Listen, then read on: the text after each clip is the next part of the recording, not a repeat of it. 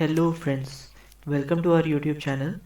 Friends, in this video हम देखेंगे कि शेड्यूलर्स क्या होते हैं, long term scheduler, short term scheduler, mid term scheduler क्या होता है, डिस्पैचर क्या होता है, एंड देन फिर हम देखेंगे कि डिग्री ऑफ मल्टी प्रोग्रामिंग क्या होती है। तो फ्रेंड्स, चलिए स्टार्ट करते हैं आज का हमारा लेक्चर। तो शेड्यूलर्स, अब शेड्यूलर्स क्या होते हैं? Schedulers as the name suggest किसी पर्टिकुलर चीज़ को एक तारतम्य से लगाने में या शेड्यूल करने में यूज़ होता है।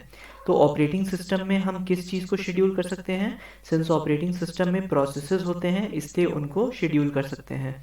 तो ऑपरेटिंग सिस्टम में तीन काइंड ऑफ शेड्यूलर्स होते हैं। First is the long term scheduler. तो लॉन्ग टर्म शेड्यूलर क्या होता है फ्रेंड्स? ये एक बेसिकली इसको जॉब शेड्यूलर भी कह सकते हैं, और इसका काम ये होता है कि जो भी प्रोसेस न्यू स्टेट में होता है, जब भी प्रोसेस न्यू स्टेट में होता है, इसका मतलब प्रोसेस ये क्रिएट हो रहा है और ब्रिंगिंग हम कर रहे हैं उसकी, या उसको हम सिस्टम में लेके आ रहे हैं, तो वो काम लॉन्ग टर्म शेड्यूलर करता है। So it is responsible for creating and bringing new processes into the system.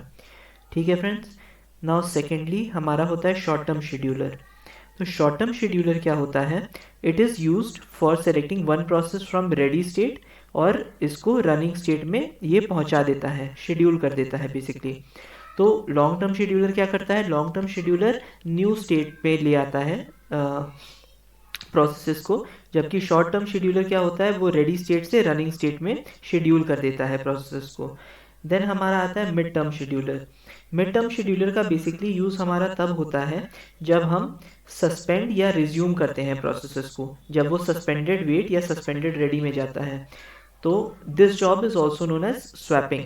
Swapping मतलब कि एक के कंटेंट को दूसरे में ले जाना। तो कंटेंट यहाँ पे क्या हुआ? प्रोसेस हुआ, तो प्रोसेस को मेन मेमोरी से सेकेंडरी मेमोरी में ले जाना एंड वापस सेकेंडरी मेमोरी से मेन मेमोरी में ले आना, ये कौन करता है? ये करता है mid term scheduler. Now coming on to dispatcher. अब डिस्पैचर क्या होता है? फ्रेंड्स, हमने पिछले क्लास में पढ़ा था कि कॉन्टेक्स्ट स्विचिंग होती है। इसका मतलब ये होता है कि हम सेव कर रहे हैं किसी प्रोसेस का कॉन्टेक्स्ट, यानी कि process control block, and then दूसरे प्रोसेस का लोड कर रहे हैं हम। तो डिस्पैचर क्या करता है? यही जॉब जो परफॉर्म होती है ऑफ कॉन्टेक्स्ट स्विचिंग वही करता है। Means saving the context of one process and loading the context of another process. So context switching is done by dispatcher. Now यहाँ दो नोटवर्दी पॉइंट्स हैं फ्रेंड्स। सबसे पहला है कि अगर हम सारे प्रोसेसेस को आईओ बाउंड प्रोसेसेस ले लें तो हमारे सिस्टम का थ्रूपुट कम हो जाता है। अब क्यों कम होता है? क्योंकि अगर प्रोसेसेस आईओ बाउंड होंगे तो रनिंग स्टेट पे प्रोसेसेस नहीं चलेंगे, एम्प्टी होगा रनिंग स्टेट। रनिंग स्टेट मतलब सीपीयू जो है उस पर शेड्यूलिंग नहीं हो रही है किसी प्रोसेस की, तो थ्रूपुट यानी कि नंबर ऑफ प्रोसेस एग्जीक्यूटेड पर सेकेंड डिक्रीज हो जाएगा। अगेन दूसरा पॉइंट है हमारा कि अगर सारी प्रोसेसेस हम सीपीयू बाउंड ले लें तो उसका क्या मतलब होगा? सीपीयू बाउंड प्रोसेस लेने का मतलब ये है कि कोई भी एक प्रोसेस मैक्सिमम टाइम के लिए, जितना उसका ड्यूरेशन है, सीपीयू को होल्ड करे रखेगा।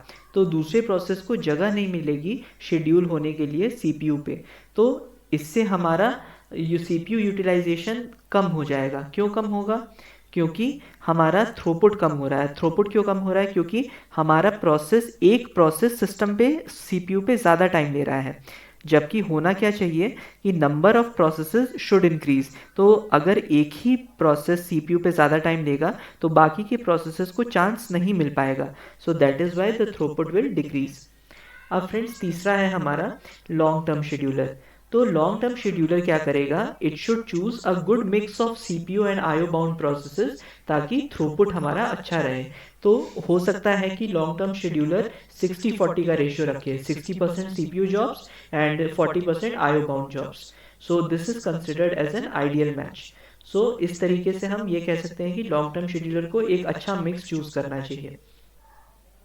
अब friends, coming on to the other part, अब ये है डिग्री ऑफ मल्टी प्रोग्रामिंग।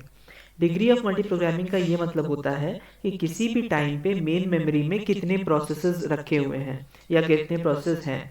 तो किसी भी पॉइंट ऑफ टाइम पे जो मेन मेमोरी में प्रोसेसेस होंगे उनको डिग्री ऑफ मल्टी प्रोग्रामिंग कहेंगे। और सिंस लॉन्ग टर्म शेड्यूलर का काम ये होता है कि मेन मेमोरी में नंबर ऑफ जॉब्स या प्रोसेसेस को क्रिएट करना, इसीलिए लॉन्ग टर्म शेड्यूलर कंट्रोल करता है डिग्री ऑफ मल्टी प्रोग्रामिंग को। तो फ्रेंड्स उम्मीद है आपको ये चीज़ समझ में आई होगी। Now coming on to two of the numericals. अब हम इस लेक्चर से न्यूमेरिकल्स करना स्टार्ट करेंगे। तो coming on to our first question, सबसे पहले है कि consider a system with n CPU processors. What is the minimum and maximum number of processes that can be present in ready, running and wait states? तो हमारे पास n CPU processors हैं, तो maximum कितने running state में हो सकते हैं? Since running state में एक CPU के केवल एक प्रोसेस हो सकता है, तो n CPU के n प्रोसेसेस होंगे, तो मैक्सिमम विल बी n। अब मिनिमम 0 क्यों होगा? बिकॉज हो सकता है कि हमारे लॉन्ग टर्म शेड्यूलर ने ऐसी जॉब चूज कर ली हो जिसका आईओ टाइम ज़्यादा है और रनिंग स्टेट में वो नहीं होगा क्योंकि उसका सीपीयू टाइम होगा ही नहीं। Then coming on to the ready state. अब फ्रेंड्स जो भी सीपीयू प्रोसेसर्स पे का बेसिस लेके कर रहा है वो केवल रनिंग स्टेट तक ही चलता है। रेडी स्टेट और वेट स्टेट हमारे मेन मेमोरी में एसोसिएट होते हैं, एंड सिंस कोई कंडीशन नहीं दी हुई है मेन मेमोरी में नंबर ऑफ प्रोसेसेस की, इसलिए any number of processes can be there in the main memory at any point of time. तो रेडी स्टेट में भी any number of processes and wait state में भी any number of process, and minimum again will be 0।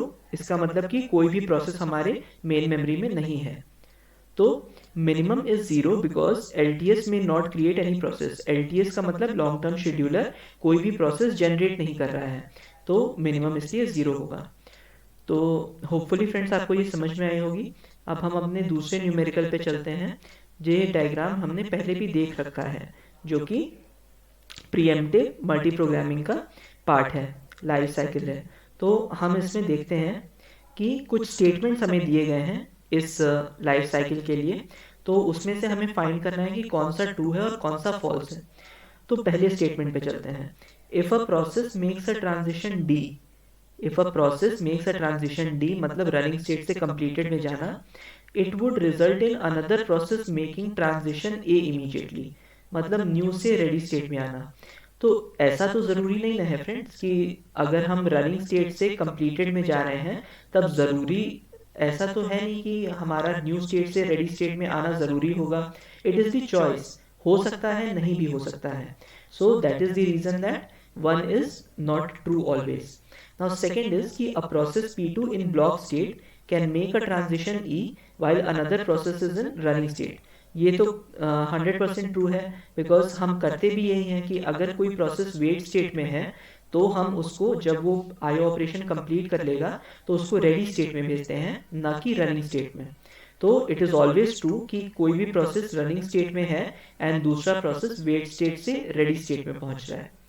Then the third one is OS uses preemptive scheduling. अब ये true है जहां भी फ्रेंड्स आपको ये दिखे कि रेडी और रनिंग के बीच में बाई डायरेक्शनल एरो है, मतलब एक arrow ready to running and दूसरा arrow running to ready, then it means that preemptive scheduling हो रही है। So third one is also correct. अब अगर थर्ड करेक्ट है देन फोर्थ ऑटोमेटिकली इनकरेक्ट हो जाएगा because it's not using the non preemptive scheduling. तो फ्रेंड्स ये था हमारा आज का लेक्चर।